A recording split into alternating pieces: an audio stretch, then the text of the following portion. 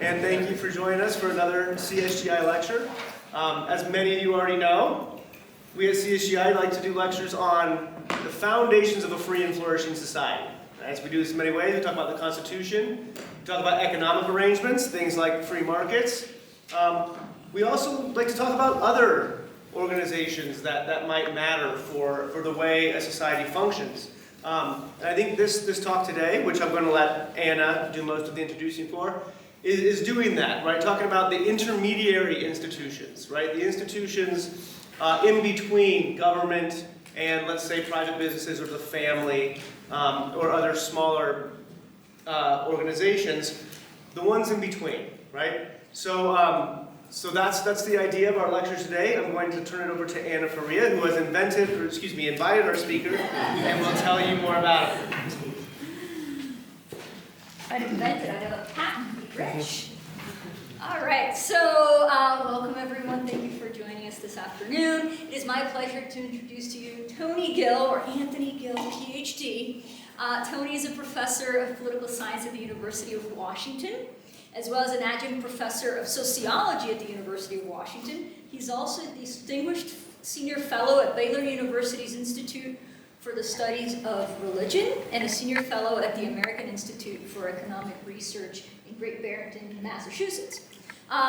Professor Gill specializes in political economy and topics of religion and politics, with an emphasis on church and state relations, religious liberties, and religious economies. He's also internationally renowned for his work on the defense, although arguably harder to do now, of tipping or gratuity. So if you're interested in that, if you haven't heard him talk about it before, I strongly recommend it. He's also the author of The Political Origins of Religious Liberty, published by Cambridge in 2007, and Rendering Unto Caesar, the Catholic Church and the State in Latin America, published by University of Chicago Press. If you don't know, Cambridge and the University of Chicago Press are pretty impressive. That book was in 1998.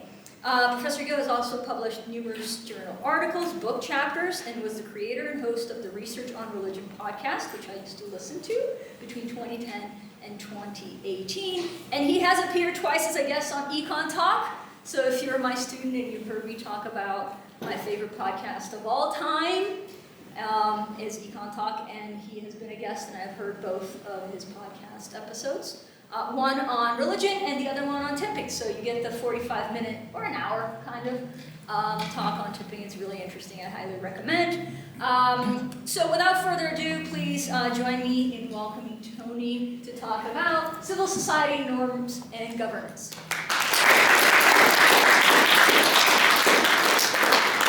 Thank you very much. I like the internationally renowned part.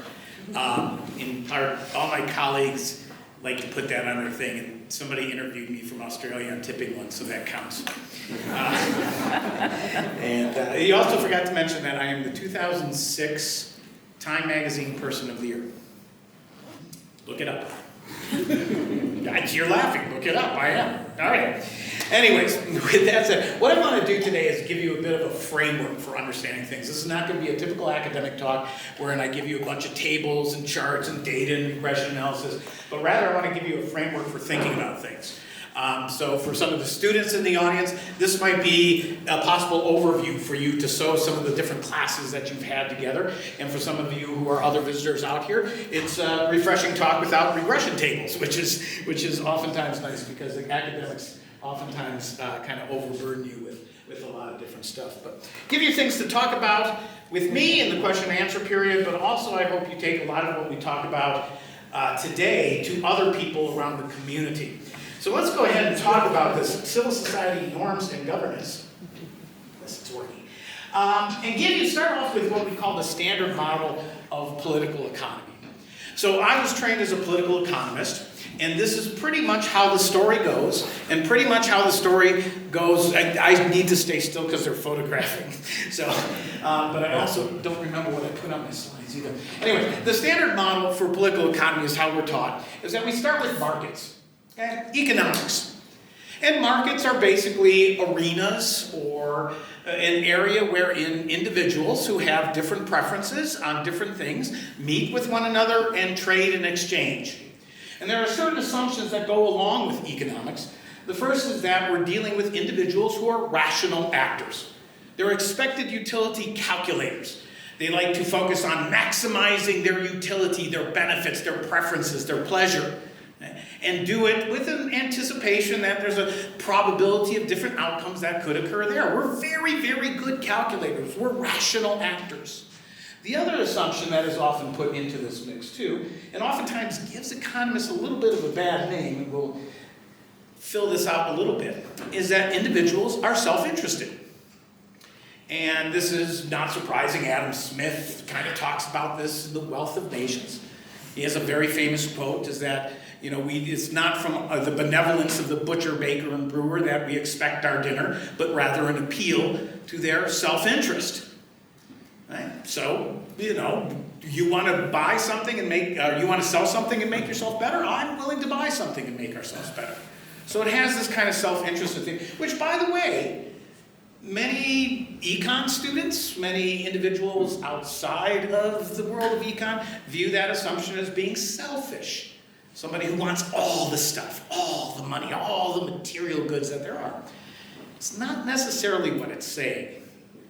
But that's the simple model. And the world works really nice. I'm a big fan of markets. I love it when people can voluntarily get together and exchange things, make their lives better. I do subscribe to the rational action of individuals. That's my foundational ideas here. And I do believe people that are mostly self-interested, but we're going to fill that out a little bit here. But there are some other basic problems that come up in the standard model of political economy. And these are what we call, quote unquote, market failures. So that's the next thing that students are taught. One of the more common ones are public goods.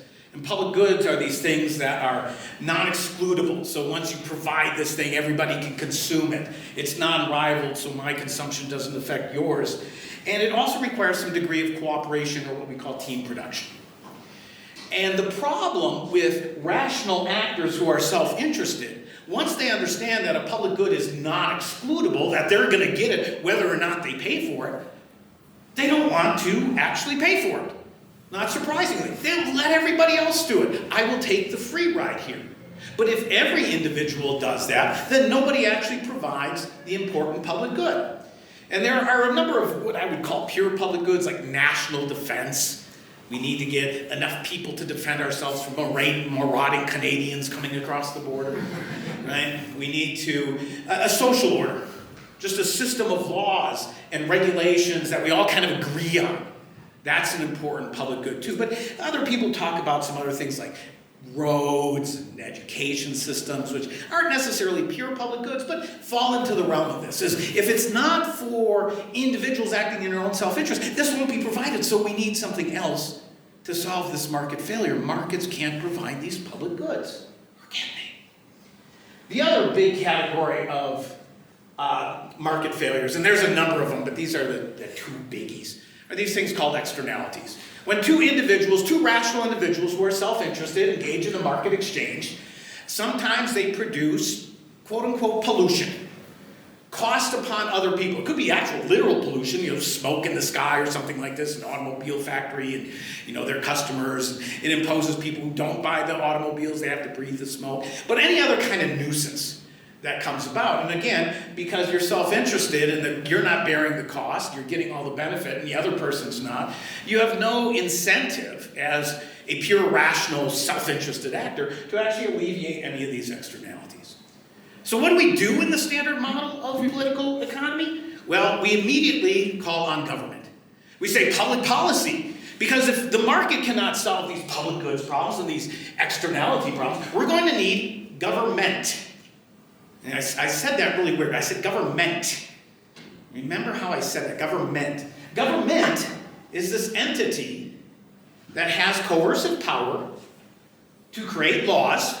This is what we're going to do. We're all going to cooperate to create this public good. Maybe we're all assigned to guard the Canadian border every night or every other night or something like that. And if you don't do that, we're going to put you in prison or fine you or do something else. So the government has the ability to do that. It's one of the laws. that you have to pay. And to finance the government, or perhaps not have everybody stand there, we can purchase a military or buy a military. They're going to collect taxes. And by the way, they collect them coercively. If you don't believe me, April 15th, don't send anything to the East Coast, right? You'll find out what happens. So they gather taxes here as well too. And then they also police this. They create a police force for internal security and make sure that everybody's obeying the laws, paying their taxes, and everything goes along. That's the story. And in fact, if you look at the majority of economic and political economy articles nowadays, they almost always start with, so what happens in economics, the equilibrium that we expect doesn't happen, so we need to rush out here with public policy over here and create some government policies. Now, there are incentives for doing that. Because if you're an important scholar and you write an important article that advocates for some kind of public policy, you get to go to Washington, D.C. and testify before Congress. The university pats you on the back and says, well done, well done. You get famous, you get in the news, and oh my gosh, that feels so good. You get invited to all the right parties. Right? So a lot of our work is kind of oriented toward, let's find the market failure, let's find the solution, let me get reward. Because again, academics are rational actors who are self-interested. Let us never forget that. There's another thing that's been added on recently to the standard model, and that's this world of behavioral economics. Daniel Kahneman was a Nobel Prize winner who just died a week or two ago, who won great fame for in this area. And the idea here is that human beings are not actually really good rational calculators. And we're not. I'm not. We have a number of different biases. Some of these we just make errors, that's kind of random errors. Generally, you think that's going to wash out. But some of these are systematic. We tend to overrate or overweigh certain risks that are very, very rare, and underweigh or underappreciate risks that are very common. People are terrified of flying, but they have no problem driving. Well, it's a lot more dangerous to drive than it is to fly. So why is that? Well, we have skews. We're myopic in many ways. Right? I know I have an interest in remaining healthy and staying thin. That's my long-term interest. But every day I drive past Dairy Queen and a certain other interest takes over. So I'm short-term. So what happens here then is many of these people, Daniel Kahneman, Cass Sunstein, a few other folks have advocated that we nudge people. We use public policy to move them in the right direction. You're not being a good rational calculator. You don't know your own self-interest. You do things that you eat that Dairy Queen. Professor Gill, we need you to stop doing that because we're going to tax Dairy Queen delicious blizzards, the mint this month. There's a Dairy Queen, right? Yeah. Okay, I'll be right back. No. Long-term interest, finish the talk. Okay, we need somebody to nudge us in that direction. And again, government policy is doing this. A lot of the behavioral economists have all these different proposals, tax people who eat fatty and salty foods and all these other kinds of things. So that's the standard model. Well, there's some problems with this standard model. First of all, not everything is a public good that is told to be a public good. Many private institutions actually provide a lot of things like roads and education and things like this. But there are some bigger issues here. The first one comes from the realm of economics. Economics looked at us as rational calculators who are self-interested, possibly adding on the behavioral problems that we have in calculating things. In reality, we're a little bit thicker than that. We're not necessarily self-interested all the time.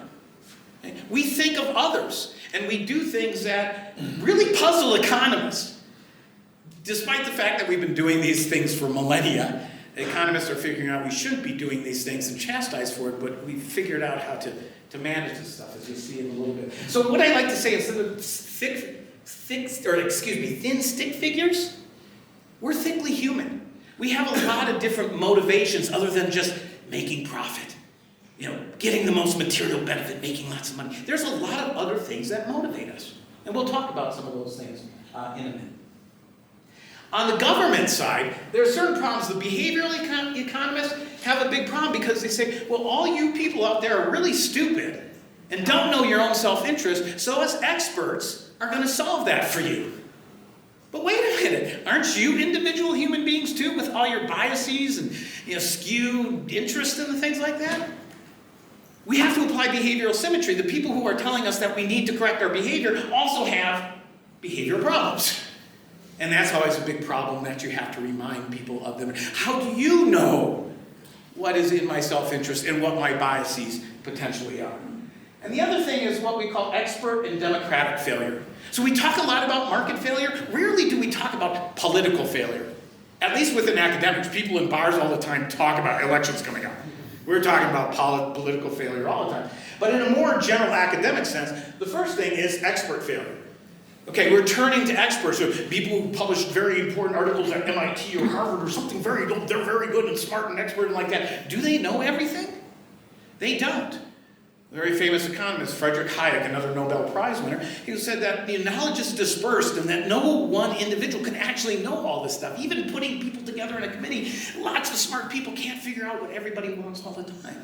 So experts are always making decisions on incomplete information. Are they any better than the individuals who they think they are correcting?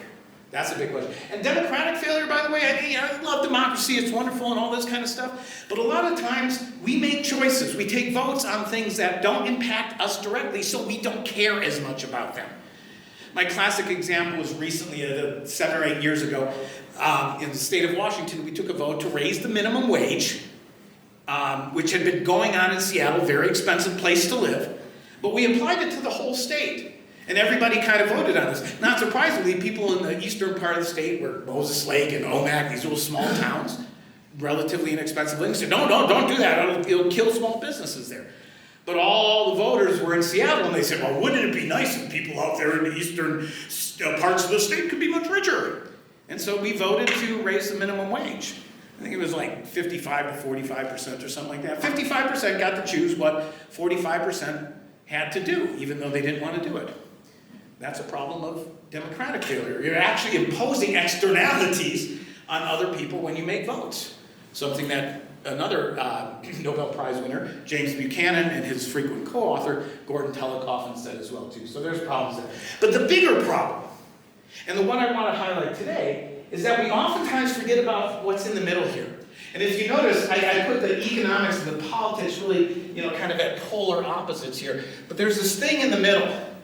The creamy, gooey stuff, like in the middle of a double stuffed Oreo, that we call civil society. Human beings that are not necessarily engaged in one-on-one market interactions based on their own personal self-interest, nor is it government, but it's groups of people coming together to make choices collectively to provide public goods and also to solve externality problems. And that's what we oftentimes overlook here. In part, the incentives for scholars are not to look at that, because when you talk about civil society, you don't get invited to, the center, the capital of civil society. Where's that? It's everywhere, right? When you talk about government politics, you get to go to the state capitol, or you get to go to Washington, D.C., and that's really nice. Civil society, we oftentimes overlook it, but really, it's kind of important. Because again, one of the challenges I give to my students in political science, because they think everything should be a law, right? If there's a problem, make a law. I go, how many of you actually govern your daily lives by the civil code of the society? And they're like, well, it's like, how many of you actually know what the laws are? They don't. Even something like murder. Well, I know murder is wrong. I go, yeah, but do you know the full code of murder? Do you murder somebody because you think the police are going to catch you, or is it some other reason? That goes on, right? Those are questions. We actually don't govern our lives generally by the laws that we have, because for the most part, there's so many of them we don't know them. All right, so what's going on here? What is this civil society? Well, civil society is this organizational space or zone that's in between markets, these atomistic human beings, and between the coercive government that makes laws, collects taxes, and polices you to make sure that you do that. And this zone, too, it provides public goods, and it helps to mitigate externalities. We do this without government. We do this by governing ourselves, which is what we call governance. Governing ourselves without a coercive center telling us what to do. Individuals coming together to do this kind of stuff. This includes a lot of formal groups. And in the introduction it says, well, you talk about the organizations that we have here. You got churches, by the way, churches or any religious institutions, synagogues, mosques, all these kind of stuff, temples, whatever it might be, hugely important in history of this. Right? I study religion and politics. And one of the things that drives me crazy is my colleagues say, well, why are you understanding something that's so marginal and not really all that important and stuff? I mean, it's just a fringe topic, it's not really that important. And I go, okay, little question for you. Name me one other institution, a secular institution, any secular institution throughout human history that has lasted longer than any of the major religions in existence today. Hinduism, 5,000 years, Judaism, about 3,500, Christianity, 2,000, maybe the Catholic Church, you want to date it at 1,700 years. By the way, that is the most long-standing formal hierarchy in human history. And it has roughly 1 billion adherents, or we could call them citizens. The new kid on the block, Islam's only been around for 1,400 years. Now name me a secular institution that's lived longer.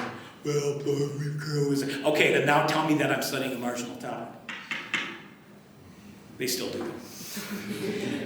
So organizations, but there's other ones other than the church, the YMCA, which was actually started as the Men's Christian Association, United Way, Sierra Club, National Rifle Associations, all these different groups. That's what we usually think about when we think about civil society, but I want you to think a little bit broader too, because there's other things that I like to call culture clubs.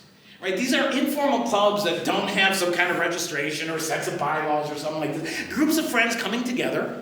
You know, they rally around at points and bars and stuff like this, or pick up basketball leagues, soccer clubs, and all these kind of different informal things that kind of come together, neighborhood associations and things like this, as well as all of the stuff that's communicated between us without government, the value, the norms, and the rituals. And by the way, some of these organizations do this. Churches, by the way, are very good at communicating values. What's important? What should we care about? What norms should we do? And they do it in ritualistic ways to help us remember what these things are. I'm increasingly thinking that rituals are very important to our political economy, and we overlook them thinking, it's just something anthropologists do, it's silly stuff. Whenever economists said that's silly stuff, I know it's something that's important. You just do the opposite of whatever an economist tells me to do, I guess. So there. Civil society is, in many ways, right, what puts the human, the thickness, in humanomics. Wait a minute. Humanomics. I just made up a word. Humanomics. Actually, I didn't make it up. Humanomics is a new word. And if you notice, I put an L in there too. It's also a new world of academic inquiry. And it's largely in part, and again, it's a new one for modern scholars. Ancients kind of knew this stuff.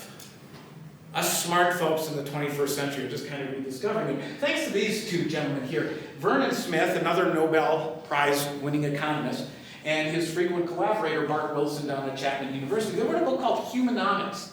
It's the moral sentiments and the wealth of nations for the 21st century. It's a really good book, except for the cover that has a headless Adam Smith, which is really scary. But what they do in this book is they put together Adam Smith's Wealth of Nations, where we typically think that's the foundational text of economics, where we get the rational, self-interested actor from. We kind of build from that foundation stone. It's not because of the benevolence of the butcher, baker, or brewer that we get our dinner, but an appeal to their self-interest or self-love. And they combine it with a lesser-known book written by Adam Smith, The Theory of Moral Sentiments, which this is Adam Smith, the philosopher, thinking about where do we get these values, these norms, these conventions. And they put these two things together, so it allows us to think about the simultaneously living in the personal, social world where we connect with one another on a daily basis. We meet each other, we say hello, we're having dinner with one another, our kids are hanging out with one another, and then also the impersonal economic world, that more kind of thin, rational actor part of this stuff. They're putting together the Adam Smith of the Wealth of Nations with the Adam Smith of the Moral Sentiments. And by the way, for those of you, many of you have probably read parts of The Wealth of Nations. It's a big book, right? Probably just the first few chapters. By the way, I recommend book 5 in it. That's all the public goods discussion, and he has a big chapter in there about religion. Adam Smith talked about religion. But also, try to get your paws on The Theory of Moral Sentiments. It's a slog. It's a tough book to read. Every philosophy book is, right? But it's well worth it, because this is Adam Smith saying that we're not just thinly utility maximizers. We're actually human beings that care about one another, and he's trying to explain why do we care about one another in this. And Vernon Smith, by the way, get this book in your paws too. Vernon Smith and Bart Wilson are doing that in interesting ways. So what is humanomics here, right? Humanomics, actually I should say, where can we see humanomics in action, right? Humanomics, again, is combining a thicker version of humanity, the philosophical values and norms, our culture that we have, and putting it onto those economic stick figures. Where can we see this in action? Well, I kind of, for most of you, some of you came in late so you didn't get to play this game, I just had you do this little experiment. It's what I call the divide the dollars game. And it actually has an actual name in social sciences called the ultimatum game. I don't like telling people that because ultimatum sounds mean or something, and so it kind of conditions the way people think about the game. But the idea of this is very simple. There's two anonymous players. Player 1 and player 2. They don't know who they are. They'll never see one another. Or if they do see one another, they'll never know one another in that. And player number 1 is given a simple task. You get 100 $1 bills put before you. And you have to create 2 stacks. You give some of them to player number 2, and you get to keep the other set. If you want, you don't have to give any at all to player number 2. You can keep all 100 to yourself. You just have to divide them up into 1 unit chunks. Okay? So 100 bills, you divide them up there. Okay, very simple task. That's what I asked many of you to do here. And you make that offer to player number 2. I asked you to do that, and you put something on the back of your sheets. I'll gather these a little bit later and see what you did. But I wanted you just to play this game so you get an intuitive sense of how you would have answered. So player 2 looks at that offer. And again, they don't know who player number 1 is. They can either accept the offer, say, yea, verily, I love that offer, or reject that offer, say, niet, don't want it. If player number 2 accepts the offer, both players walk away with the money according to how player number 1 divided it up. So if player number 1 says, I shall keep 60 and give you 40, and player 2 says, indeed you shall, I like that, yes, yes, yes. Player 1 walks away with $60, player 2 walks away with 40. However, if player 2, and this is where the ultimatum comes, they get to kind of say, yeah, you gave me this ultimatum and I can, veto it. So, if player 2 rejects the offer, both players get nothing. So I gave you $100, you divide it up, and player 2 says, I don't like that offer. 60-40, what do you mean 60-40? Yet, no! I gather that money back up and say, okay, fine, go home. You get nothing. Well, simple game. I've been playing this with my students for the last 30 years, and a number of people have been doing experiments with this around the world with some very interesting results to it. Now I'm going to give you the shocking answer first to this. As a rational actor, a self-interested rational actor playing this game, this is how it would be. A purely rational individual would, as player number 1, make a 99-1 split and make that the offer. I, as player number 1, am keeping $99, and I will give player number 2 $1. The rational response of player number 2 is to accept that offer. Well, thank you very much for that $1. How many people offered a 99-1 split? 1 person. 2 people. You're economists. I'm married to an economist. Yeah! Oh, okay. So yeah, I'm not surprised. So economists are like, when people don't do the 99-1 split, they're like, what the hell's wrong with you? And why aren't people taking 1? Because one of the things I do before I do this game in class is, usually a class or 2 before, I go around and I take a bunch of money out of my pocket, and I go up to students, I say, would you like a $1 bill? And I say, okay. And they go, what strings are attached to this? I go, nothing. Do you want a $1 bill, yes or no? Well, yes! And they all take it. Because $1 is more than $0. So the expected utility maximizing calculator would say 1 is better than nothing, so I'll take the 1. By the way, you never offer 100-0 split. Because the player number 2 is indifferent between whether they get 0 by saying no or 0 by saying yes. So they flip a coin. So the expected utility that you get for that is $50. Okay, on average in the long run, playing the odds in Vegas, whatever. So you offer a 99-1 split. Nobody's going to turn down a free $1. There's a $1 sitting on the ground. Are you going to pick it up? Come on. Okay? That's the rational world. But what happens in the real world? That doesn't happen.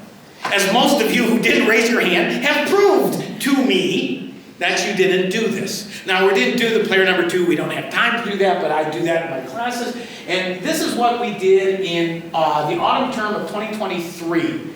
So we had about 160 or so students play the game. And I divided this into different responses. The first one here is greedy. That's the person who kept all the money and didn't offer anything to anybody else. Nobody did that. Sometimes they do that. It's very rare, though, once every couple of years. Okay, that happens. The rational response, the purple is that the offer's made. So 8 people in my class of 160 or so, okay? 8 people made that rational offer. Only 3 people accepted. That's the yellow bar there. The modal response, well, actually before I get to the modal response, the egalitarian split, 50-50, even-steven, is also a popular one. And you can see here 51 students gave it even-steven, you know, I'll keep 50, you keep 50, sound good? Not surprisingly, everybody accepts that.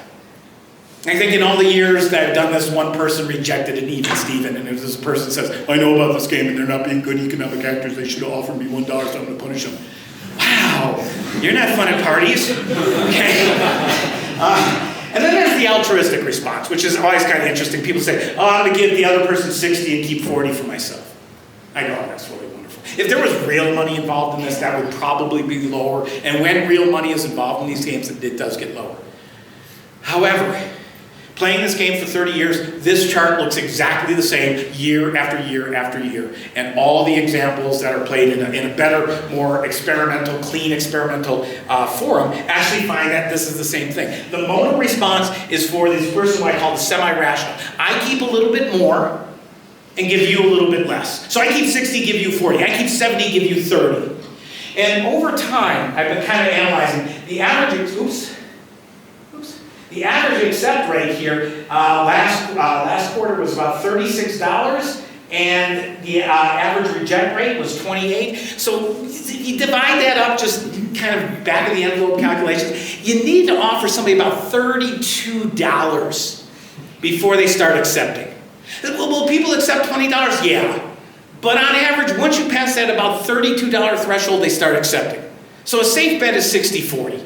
Pretty much nobody rejects that. Once there's, every so often. Safe bet. And that's creeped up over time. Initially, when I started doing this in the mid-90s, it was about $25 was that break-even point. Now it's around 30. So it's creeped up, I don't know, because of inflation or whatever. But it always looks this way.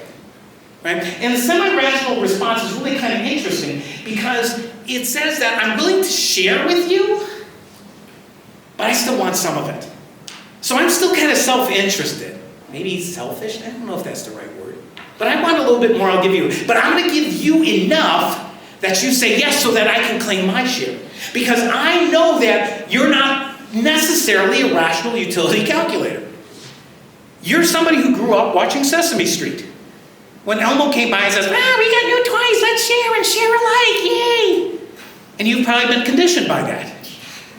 So share and share alike. But even if you aren't, even if you are a greedy individual, I'm not going to offer them one because that person probably watched Sesame Street and got Elmo in their brain. So give them at least $40. Come on, that Muppet would have took that. Eh?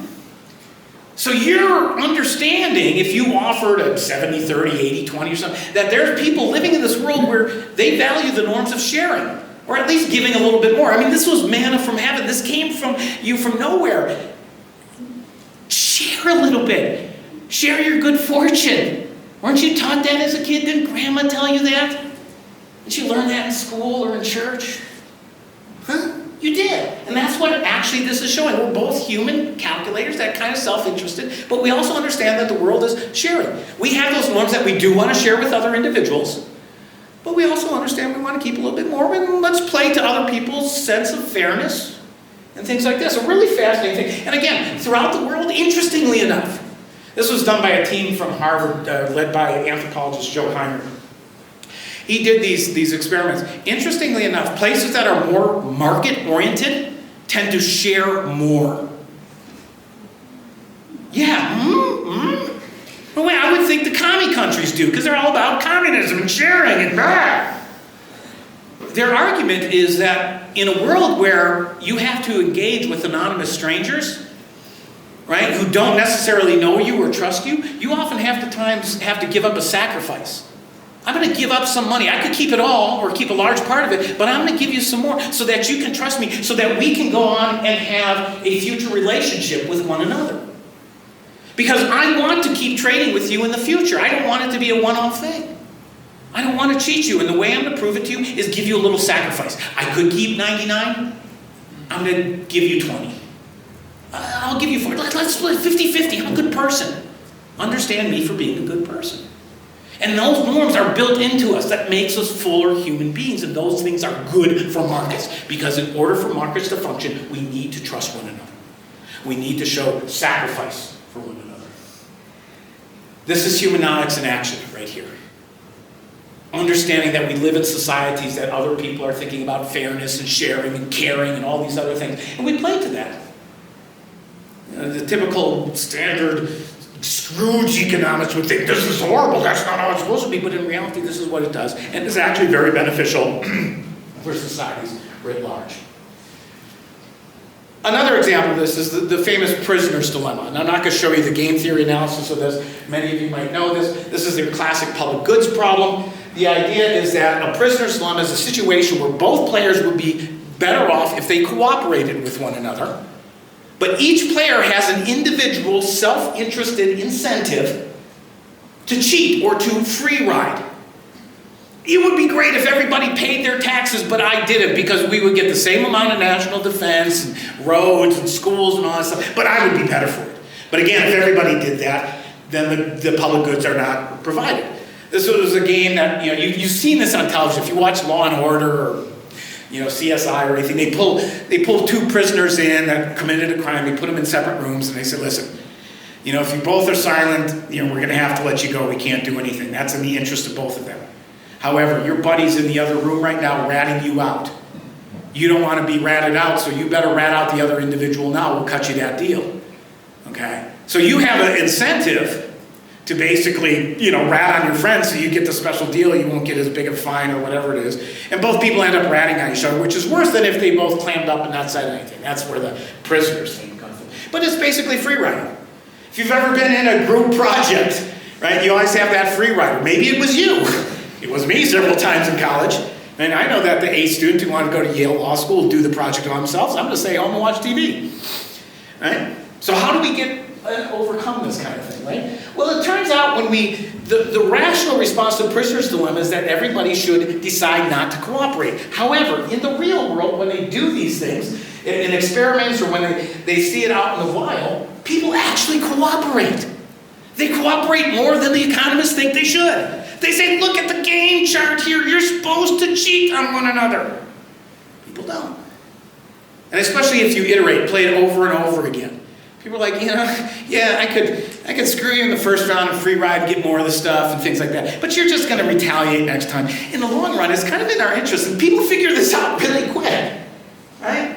It took economists to the 1970s to figure this out. But people figured this out for millennia. They say, no, we got to live with these people. The very first time I did the prisoner's dilemma in my class, I brought up two people. I told them right in front of the class, you can't get away with this today. I said, I found these two cheating on the midterm. And they're like, what? And I sent one out in the hall, and I said, I'm going to cut you a deal. If you rat on your friend, I'll raise your grade to a B+, and I'm going to fail them. And gave the person the other deal. Right?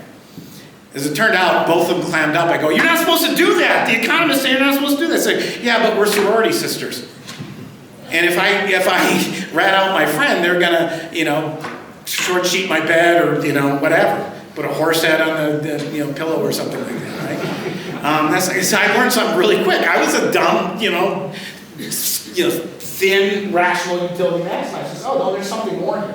People, when they have to interact face-to-face, actually end up cooperating. Well, why? Because there's something about humanomics, humans, that make us want to cooperate more than the self-interested rational actor says we should be. And by the way, that helps us solve those public goods and mitigate those externality problems without the use of government.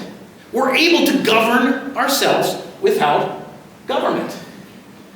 Same thing happens here with the tragedy of the commons. This is a political scientist who won the Econ Nobel Prize, Eleanor Ostrom. And the tragedy of the commons is that if you have this big grazing land and everybody sends their cows there, the cows eat all the grass, and then you can't replenish next year, and then all the cows die next year. But everybody has an individual incentive to get their cows out there and eat as much. And so Garrett Hardin wrote a paper that says we're doomed to overuse our planet's resources. Our grazing lands, the fish in the oceans, our clean air. We're going to do that because we're stuck in this tragedy. I never call it a tragedy. I saw it a dilemma, because we can get out of the dilemmas. And Eleanor Ostrom showed that we can do it. She won her Nobel Prize by saying, we don't fall into a tragedy. We get out of this. Why? Because people living day to day next to one another develop a set of norms, a set of values, a culture that says, don't cheat one another. And if we don't cheat one another, the grass will grow back, the fish will replenish. We do it really well without government, which is really kind of neat. So why does this go on? Why aren't we stick figures here? That's the great mystery that we need to think about and solve here. Civil society, as I argue, holds the key. It's us, that thing in the middle that we oftentimes overlook as political economists, because we want to get published in simple Washington, D.C. That really holds the key here. In our day-to-day interactions, we realize that we can do better with one another by trusting one another, by sacrificing, making little efforts to do something a little bit special for somebody else. And they'll return it, they'll reciprocate those little actions, and we'll be better off. It's not that hard to understand. If you've lived in a small town, in a small community, this is how things work. Does it eliminate all conflict? Absolutely not. But does it make conflict easier to live with? Yeah, it does. It really does. And I think that's beautiful, because we're not atomistic stick figures. We're fully human individuals that care about other individuals, and we build that into what we want. So self-interested might mean, yeah, I want a higher income. I want more of that money, but on the other hand, I want to be really well respected. This is something Smith said in the theory of moral sentiments. We want to be loved and to be lovely. And to be lovely is to be seen as a very generous person. You get status from that. You get wonderful applause and everything. Accolades for that. We maximize that stuff. And that makes life better. It solves a lot of these problems that we oftentimes are increasingly leaving to government to solve. This is governance without government. That's why I emphasize government is that coercive entity. It's an institution, a third party that has to make laws that you have to follow and are going to collect taxes that are going to enforce these laws, or else. Governance is like, okay, we need to coordinate this kind of stuff. There's going to be some penalties. If you violate the community norms, we're going to shun you. We're going to wag our fingers. There will be some gossip, and your reputation will be bad. Sometimes we might even kick you out of the community. Sometimes there might be violence involved with it, so it sounds kind of coercive. But it's basically the whole community involved in the whole process, not some third-party entity that might not know your interests. I just recently taught a class on anarchy at the University of Washington, and a number of people enrolled because they thought I was going to teach them how to make Molotov cocktails and burn down Portland, Oregon. Which isn't a bad result. They've been doing it for the last 2 years, so good for them. But I said, no, that's not what this is about. Anarchy is governance without government. And it's how we in our day-to-day lives. And so students were kind of, this is going to be some really kind of radical stuff. I go, no, listen, we do this in our everyday lives. We govern ourselves. And you have a pickup basketball league. Y'all make up certain kinds of rules, and people who start violating the norms for this kind of stuff, you're like, come on, dude, let's not do that. And if they keep doing it, the punishment gets a little bit larger until you're kicked out of the club. That's governance. We do the same thing in our neighborhoods. Okay, and around, in our professional lives and things like this. That's really beautiful. And that's what I kind of portray. And I was surprised. I thought some parent was going to call up and say, what's this guy doing all this commie stuff? We're going to get him fired and stuff. Nobody called. I was really disappointed. I mean, because for the stuff I say, I never get in trouble for it. So I don't know why. I should be. The other thing that civil society does is that we develop these shared values, social norms, and moral codes through the process of rituals oftentimes. Right? Rituals are very important. We go to church on a regular basis, Or we have 4th of July celebrations where we, pledge our allegiance and loyalties and all these other things. Many of you probably have a group of friends where you have certain rituals, after somebody gets a job promotion, you all go to the bar and somebody buys a round, or whatever these things are. Right? It's a way of communicating these norms about sharing, about sacrifice, about reciprocity are really, really important here, right? That allows us to develop these kind of heuristics, or basically rules of thumb, to solve these problems really quickly. We don't have to think about, oh man, I'm a rational calculator, so what's the matrix that I'm here, and if I decide to free ride here, I get, no. If you're in this situation, share, cooperate, be nice to somebody, right? It helps us solve a lot of tough problems, because we're not really good calculators at the end of the day. Really? I go, yeah, just look at your last algebra exam or some calculus, right? We're not that great. But we have developed, as a civil society, these institutions that say, okay, here's how we can overcome this, through all these different norms and stuff. I'm going to show you a couple in a second. And these organizations, this is where the organizations, these churches and clubs, they meet to convey these cultures oftentimes through rituals. And they do it in ways that don't rely upon heavy coercion. Yes, you might get shunned or excommunicated from a community, so yeah, that's kind of coercive. But it's not like being thrown into prison or bright lines that government draws and things like this. Churches are really important for this. Where do we learn to share? And by the way, every week, we gather together, to use a hymn. We gather together to learn about why it's important to share and care about other individuals, and to reciprocate actions, and to care about people, even people you don't like. They might be doing something you don't like. That's okay. They're still people. They have other things that you might like and things like this, and that's what we bring together. That's really kind of beautiful. That's why religions can stray from that path. No, don't get me wrong here. Religions are the source of every war in the world. No, they're not. But have they caused conflict? Sure, yeah, they're human institutions, and human institutions are perfect. But they're also really important for bringing people together of different socioeconomic castes, of different races, ethnicities, viewpoints, and saying, hey, we're going to have differences. Let's modulate things. And other clubs do this as well. I happen to think religions, on average, not perfectly, but on average, do it better than other places. And that's why I've been studying that for about 30 years. Let me give you another example, tipping. For those of you who were in the class earlier today, this is the answer to the third question. Here's a question. This is a good one to discuss with other people. Why would anybody leave a tip at a restaurant that they know that they would never return to? So yesterday when I was driving down from Denver, I stopped in, what's the lake called? Palmer Lake. There's a place called O'Malley's. I'll probably never go to that restaurant again. I ordered a prime rib sandwich and a Coors Light, delicious. I also found out that the bartender's name was Diane. She found out my name was Tony. I started talking with her about stuff. Other people came in, they greeted her, and she said, hey, would you want your usual today? And the person says, no, I'm going to have this other thing. He says, I'll be right up for you. My God, was that beautiful, right? But I know, as a student of rational choice, individual action, and economics, that I could walk out of there without leaving a tip. I think the bill was like $17. Boy, is food cheap out here. $17. Not leave a tip. Diane would probably be a little bit upset with me, but I'm never going to see her again, so I don't care. Because I got $5 more in my pocket that I would have left as a tip. I could go buy a beer later on. It benefit me. I left the $5 tip. I also left a smiley button and said thanks. Now, I don't know how Diane's going to react to that. But I bet she was smiling. So, hey, thank you very much. That guy's cool.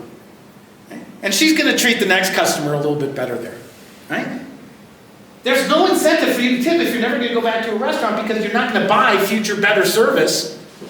You're one and done, so who cares what they think about you anymore? But you know what? People still do. Rational actors would not, but real people actually do leave tips. And oh, by the way, we return lost wallets. Filled with cash, with an ID in there. Nobody's around, there's no cameras around watching me. I could keep the $300 in there, just throw the wallet down there in the drain. Nobody know. Some people do that. A lot of people don't. More people than not don't do that. We've done experiments on this kind of stuff. And you're amazed by those things as well too. That's humanomics. That's the thickly human individual. Because we were told in church or by our parents or on Sesame Street that you need to treat other people well. Make a sacrifice. Go find that person who lost their wallet. Drop that $5. You don't need that beer later on. Make that person's life a little bit better. We're told that, and we develop that, we socialize to that. And that makes our lives better. It makes us trust more people. And trust allows us to exchange in free market economies way better than if we distrusted people. Give you another example very quickly, gifting. I wrote a paper on this. You can find the paper for free at anthonygill.org. It's my gift to you. And the more you download it, the better I look for my university, so please download it 20 times. I'm still self-interested, okay? The answer about gifting, as economists, in 1993, a guy named Joel Waldfeld wrote an article that says, the deadweight loss of Christmas. Man, what a bummer. At first I thought it was tongue-in-cheek. It got into the American Economic Review as a kind of an afternoon. And when I read it in 93, I thought it was cute and it teaches this kind of stuff. So why do we give in-kind gifts at holidays? Because it creates a lot of deadweight loss. How many of you have ever got a gift that you really don't like? An ugly sweater from your aunt, you know, something like that. You'd rather have the cash for it. Thank you, Aunt Marilyn, for giving me this ugly cat sweater. I don't even like cats, but you know what? I wish I would have got $50 from you instead. That's what Joe Waldfogel in Scroogeonomics said. He said it would be more efficient if everybody gave cash. And there's oh my gosh. All right.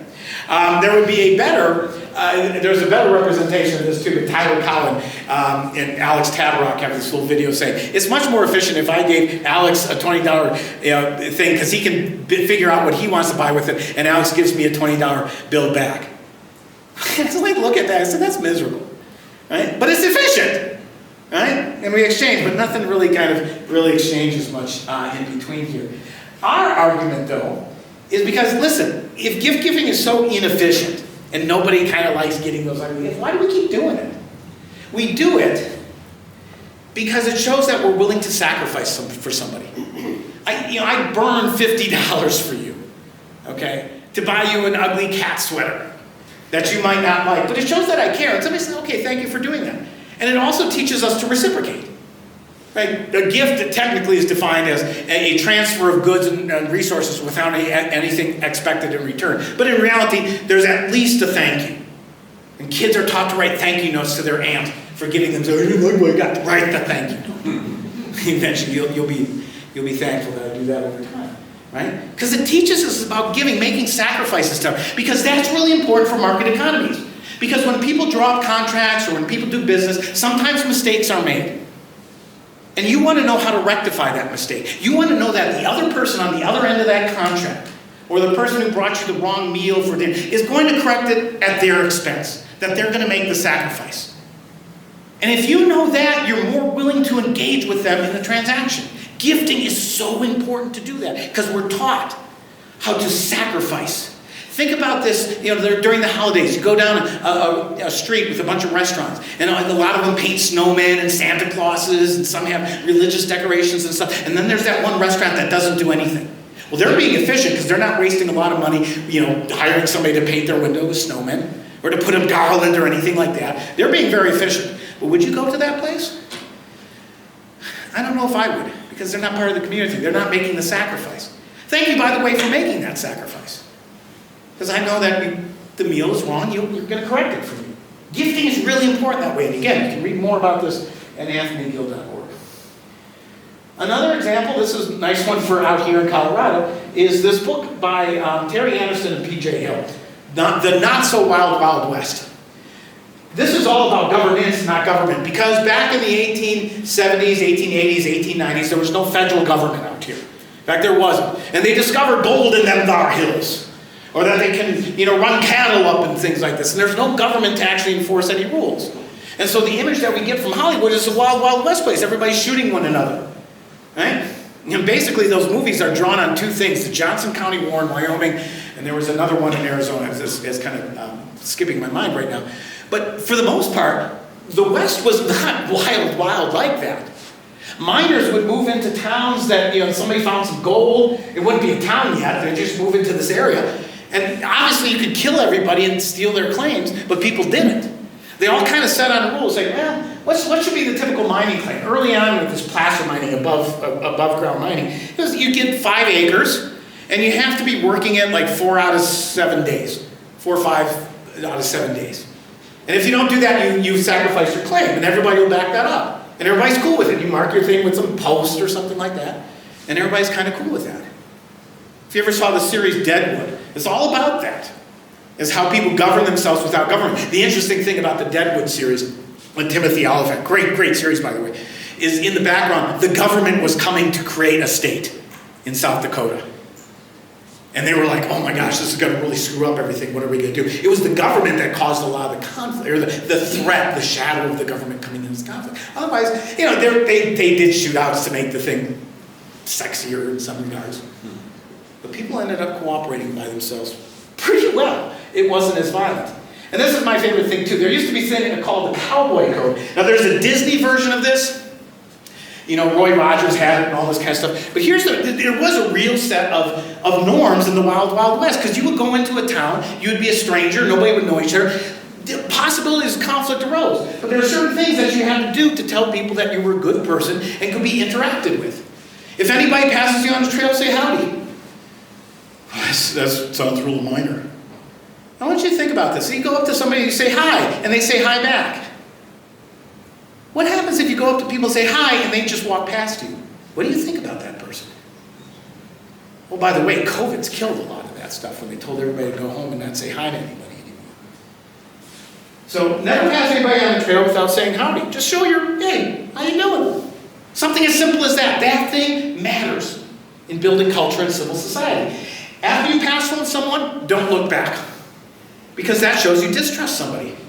Now this raises a paradox. How do you know if somebody's looking back at you unless you look back? This is usually for third parties. Right? So two people kind of come in the street. They say howdy, but then all of a sudden one does this. They're not a trustful person. Or alternatively, that other person is not to be trusted. And all of a sudden you're sitting there on the post office chewing your thing, your wheat there, and oh, I bet them two people aren't going to be trusted very much. I don't like them strangers. We better not do business with them. Okay? A cowboy is loyal to the brand, his friends, and others. Loyalty is really important. If something goes wrong, are you going to stick with that person? That tells you a lot about their character. That tells you whether they're going to offer 99-1 or 70-30 or 50-50. This one is my favorite, one of my favorite. Remove your guns before sitting at the dining table. Mafias do this too. They know that they could fight over turf and all this kind of stuff, but there's always a place, usually over meals, which we all sell in common. Sit there, share a meal, and let's just talk things out. There's not going to be any shooting here. This is a safe zone. By the way, merchant societies develop these things, these big poles in a lot of European cities, where people will go and say, no conflict here. Within, a quarter of a mile or half mile of this area, you can no longer fight with anybody. This is for trade. For peaceful trade. And people say, okay, once we understand that we can peacefully trade with one another, we want to do it more, and the trade expands. Really beautiful thing. Always fill your whiskey glass to the brim. That just has a good rule to begin with. But if you're sitting next to somebody and you fill their glass to the brim and you don't fill yours to the brim, what are you saying? Every person looks at you and says, you ain't going to be as drunk as I am. What you going to do afterwards here? That's a good lesson to learn even today in colleges. Somebody keeps giving you drinks and they're not taking drinks, get out of there as quick as you can. Don't trust that person. Yeah. That's a simple rule. Always drink with whiskey with your gun hand.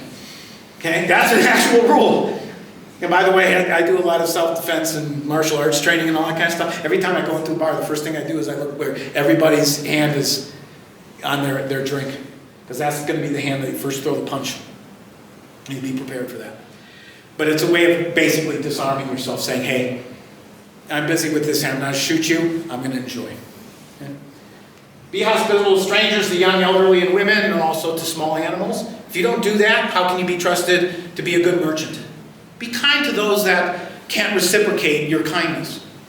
That shows sacrifice. It's like gifting. And never touch another man's hat or horse. Respect basic property rights. Just create something. Don't touch this. Because the minute if you say, oh, I like your hat, you grab it, you're not going to respect my claim on my money.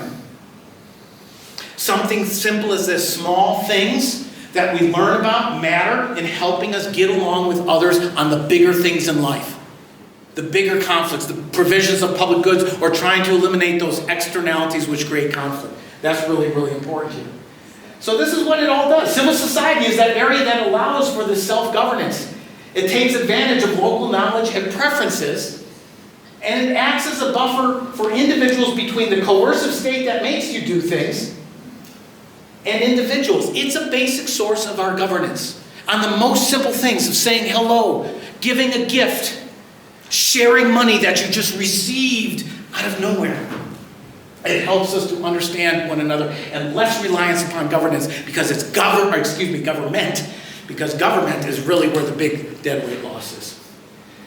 While the origins of these social norms remain murky, such norms require toleration and freedom to evolve. Civil society needs less government to evolve. There's a trade-off between government and governance.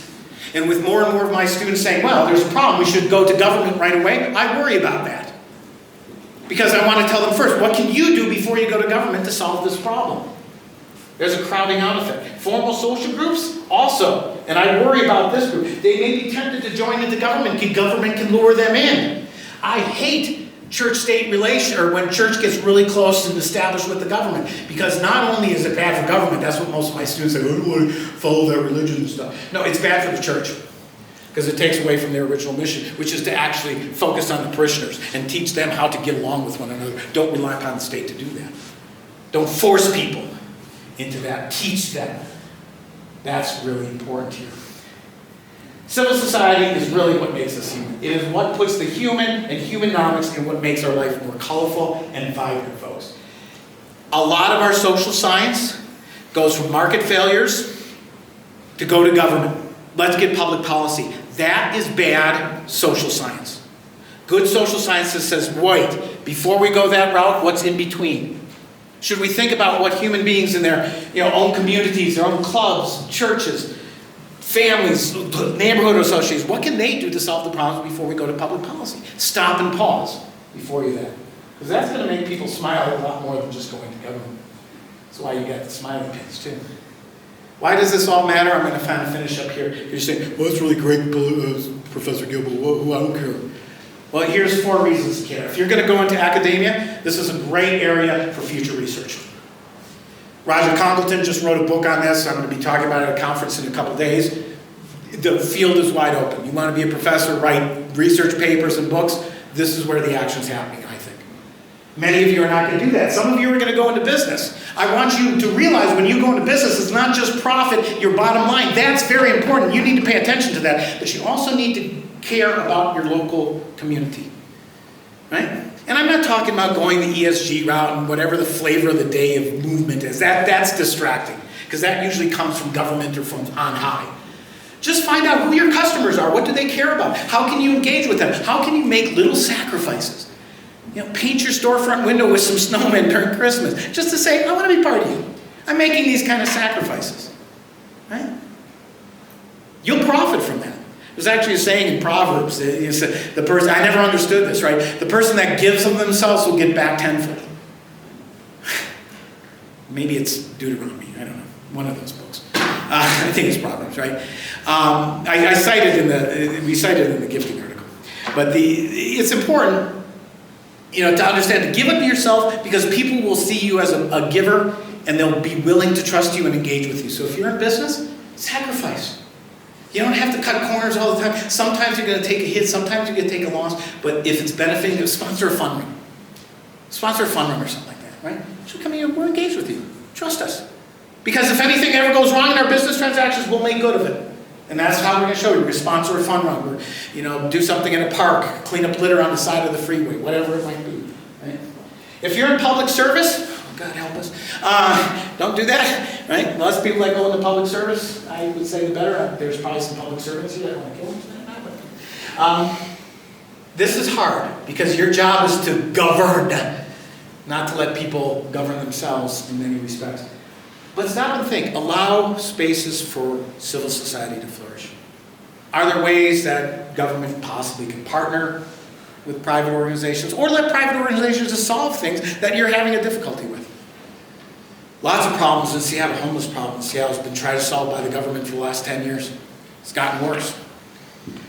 Union Gospel Missions do a much better job of it, I would say. And then finally, as citizens, you need to defend civil society. You need to defend your freedoms and the encroachment of government and the like, because we'll be all more prosperous by doing that. Don't always go to government for the solution of every problem. Sit down and think, you know what? Let people solve things on their own, because they will do a pretty good job doing that. And with that said, let's have some discussion.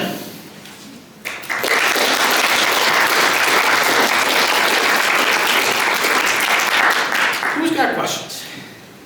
Yes, we'll go right there. Apple computer. Oh, okay. So, in recent decades, we've seen how influential the internet is in building community and its impact on creating and fostering protest movements, or at least support for certain protest movements and people. And I wonder, how do you think the idea of humanomics translates to our online interactions? You know, like, is a like the same as saying hello on the street?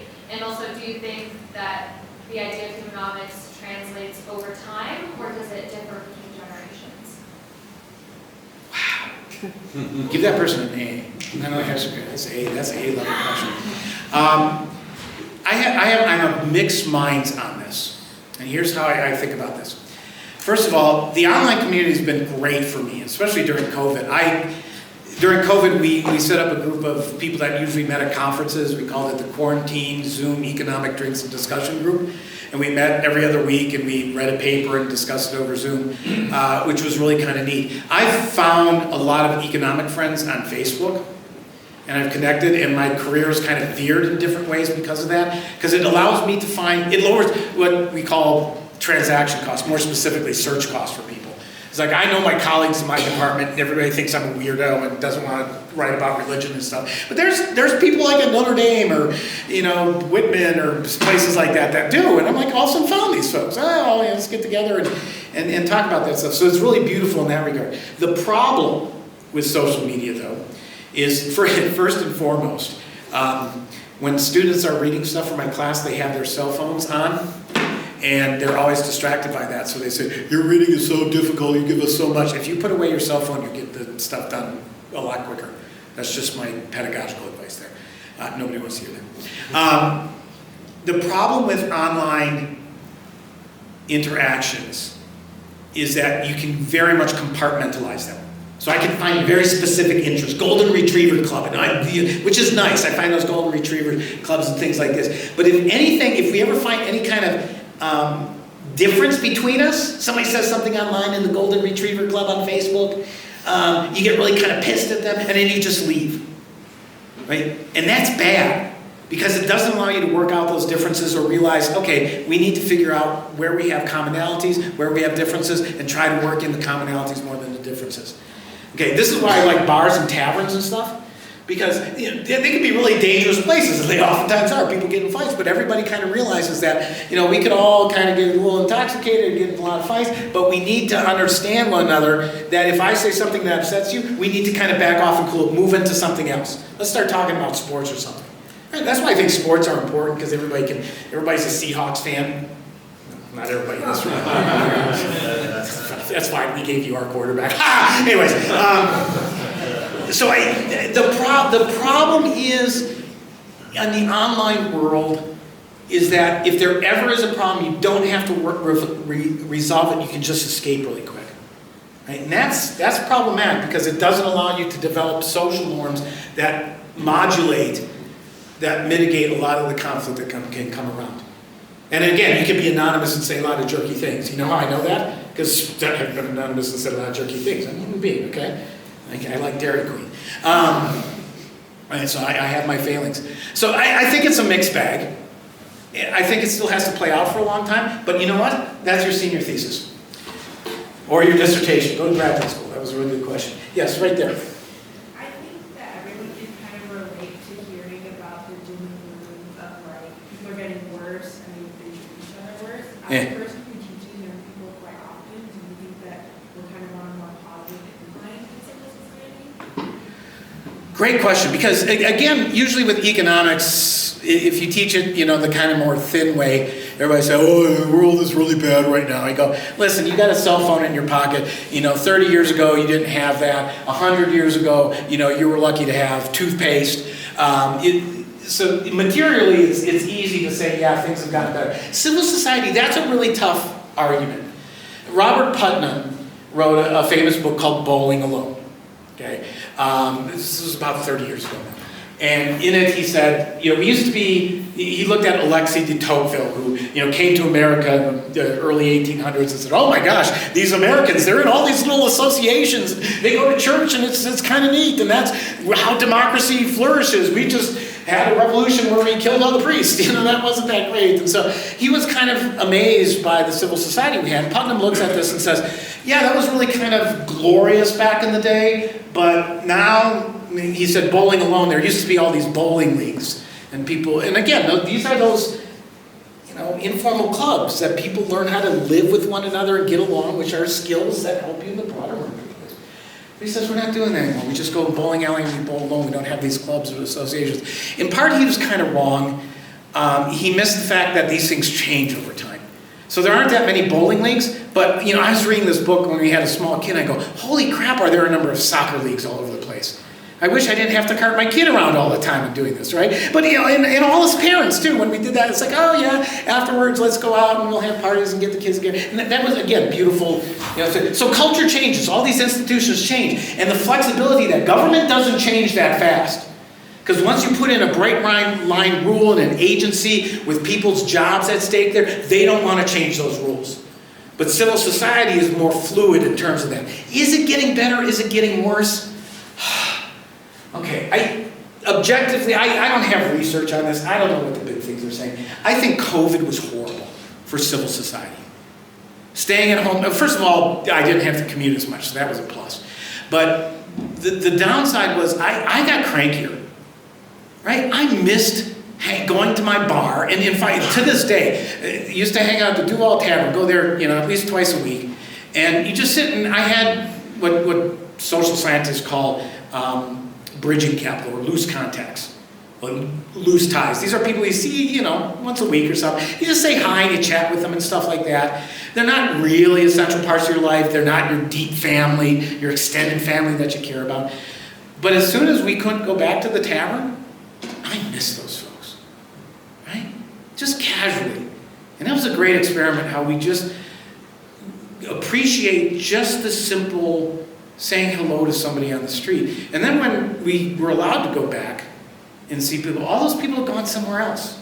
And it's hard for me. I haven't really, honestly, to this day, I go to the tavern every so often, but it's not the same, right? So I do think it's a little bit worse. I do, on average, think social media is more damaging than positive, but I see its positive aspects. I'm worried about that. But human nature, we always kind of say, oh, things are really bad, like the golden era of things. Well, back in the golden era, there was a lot of bad things too, right?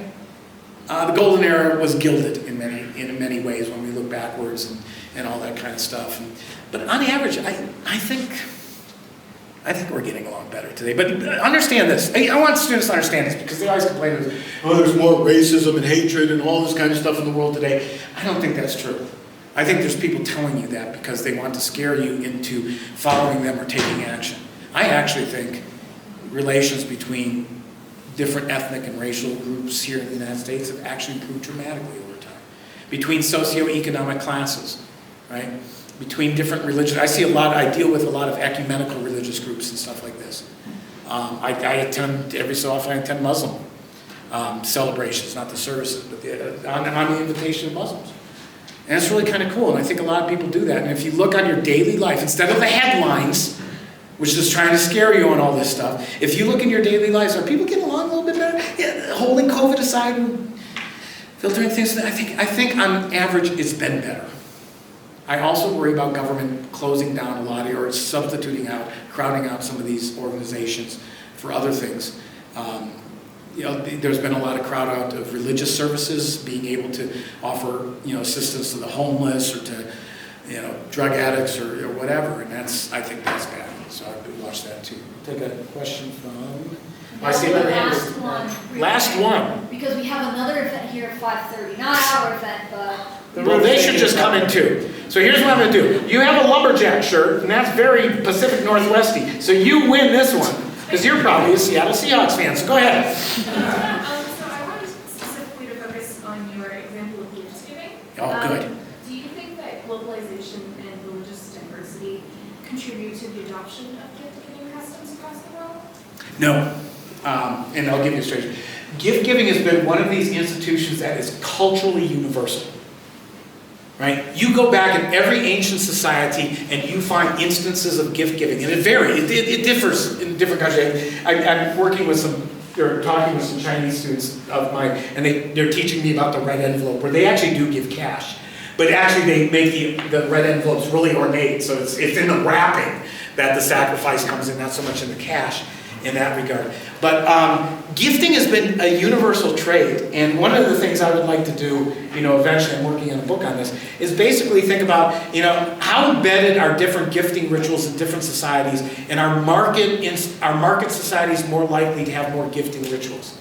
In general, I think it is. But it goes back, it's the very first day, and I tell students this, I want you to just think about this. You're alone on a deserted island, and this is how I start my political economy class. You're alone on a deserted island, and then all of a sudden you see somebody come up to you and he's like, hey, wait a minute, I thought this was deserted. And you stare at one another.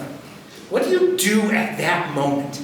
This is like the origins of norms and stuff like this. What do you do at that moment? You said, do I want to interact with this person? You probably say, hey, I got a friend, somebody to talk to, and maybe somebody help me, build my hut or help me fish or whatever it might be. But does that person trust me and do I trust them? You know what I'm going to do? I'm going to offer a sacrifice. I have a big bowl of food here. I'm going to give you food. By the way, food and gifting, almost all gifting rituals surround food and an abundance of food.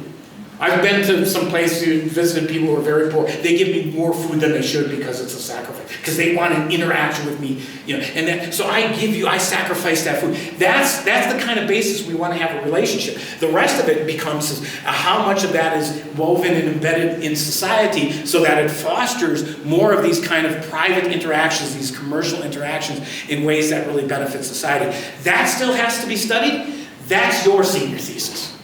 Okay? Or anybody else's. Jump on it right away, write that kind of stuff. I want to thank you very much. If you have any additional questions for me, you can find me right here at anthonygill.org. But other than that, thank you very much.